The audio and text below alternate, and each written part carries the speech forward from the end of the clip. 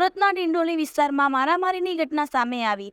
એમ્પોરિયા business હબમાં Radhe laboratory નામની દુકાનમાં બની આ ઘટના। કલસરિયા અશ્વિન નામક વ્યક્તિને ઢોરમાર મારવામાં આવ્યો। દિનેશ હરિયા નામના વ્યક્તિએ અશ્વિનના પિતાને વ્યાજથી પૈસા આપ્યા હતા, જે પૈસા માંગવાના બહાને અશ્વિનને ઘણીવાર ટોર્ચર કરવામાં આવતું હતું।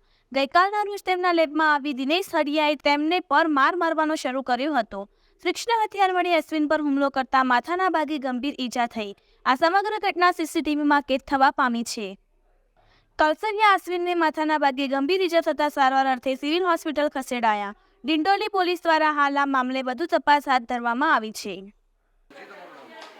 મારું નામ કલસરિયા અશ્વિન વજુભાઈ છે। વજુભાઈ, શું ઘટના બની તમારી સાથે?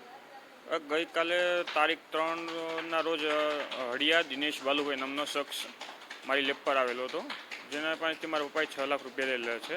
એને ટાઈમ ટુ ટાઈમ વ્યાજ તો આપતા હતા અમે, તો એ અવારનવાર અમારા ઉપર કોલ કરીને યા તો લેબ પર આવીને ધાક ધમકી આપતો જ હતો। તો ગઈકાલે સવારે 10:30ની આસપાસ એ આવ્યો ને ડાયરેક્ટ મને બહાર બોલાવ્યો। તો બહાર બોલ મને સીધી ગાળ આપી। તો મેં એને ગાળ આપવાની ના પાડી, તો એ ડાયરેક્ટ મારા ઉપર કોઈ તીક્ષ્ણ હથિયાર વડે મારા ઉપર હુમલો કરી દીધો, જેના લીધે મને માથામાં ઈજા થઈ, હાથમાં ઈજા થઈ છે।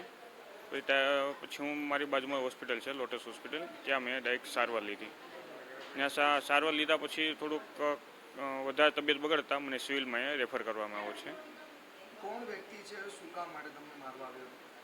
એ છે હળિયા દિનેશ બાલુભાઈ, જે અવારનવાર ડ્રિંક કરી જાય છે, એના લીધે અમને પછી હેરાન કરે શા છે। કારણે તમને મારવા આવ્યો? કે પૈસાની લેનદેન છે તમારી? પૈસાની લેનદેન છે એના લીધે જ આવ્યો હતો। કેટલા રૂપિયા લીધા? કોણે લીધા?